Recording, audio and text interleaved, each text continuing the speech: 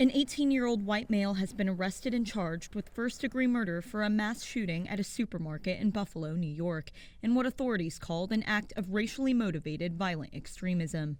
Authorities say at least 10 people have been reported dead from the shooting, which took place in a predominantly black neighborhood in Buffalo on Saturday afternoon.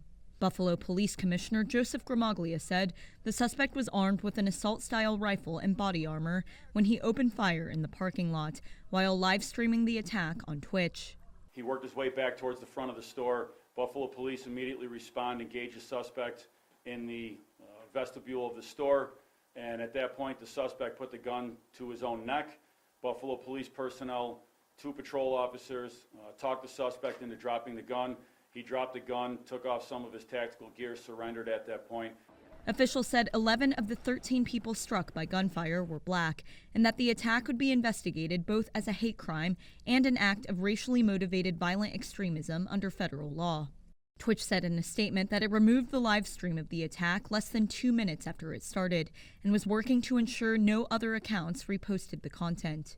Speaking at the suspect's arraignment on Saturday, New York Governor Kathy Hochul said such live streams were responsible for a feeding frenzy of violent extremist ideology. She also pledged to introduce previously planned gun control legislation on Tuesday to address loopholes in state laws. To see that sense of security shattered by an individual, a white supremacist who has engaged in an act of terrorism and will be prosecuted as such.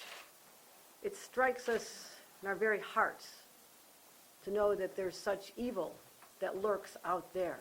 Documents attributed to the suspect have been circulating online, including a to-do list for the attack, as well as a 180-page manifesto alleging that minorities are replacing white people worldwide. A district attorney spokesperson declined to comment on the documents, while the FBI could not immediately be reached for comment. If convicted, the suspect faces a maximum penalty of life in prison without parole.